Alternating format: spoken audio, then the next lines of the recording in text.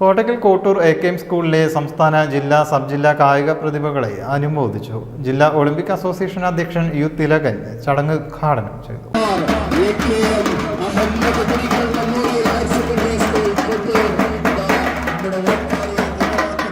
ജില്ലാ olympic association അധ്യക്ഷൻ U Thilakan അനുമോദന ചടങ്ങ് ഉദ്ഘാടനം ചെയ്തു.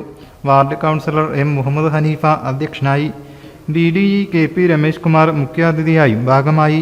ദേശീയ തലത്തിൽ 4 കുട്ടികളും സംസ്ഥാന തലത്തിൽ 34 കുട്ടികളും ജില്ലയിൽ 125 കുട്ടികളും സ്കൂൾ കായികമേളയിൽ പങ്കെടുത്തു.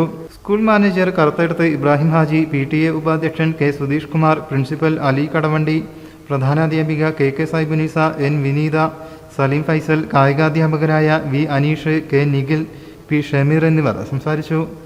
News bureau, Kottakkal. പുത്തനത്താണിയുടെ സ്വന്തം കനകമകൽ ജ്വല്ലറി ഇനി മുതൽ കനക ഗോൾഡൻ ഡയമണ്ട്സ്. കനക ഗോൾഡൻ ഡയമണ്ട്സ്, പുത്തനത്താണി.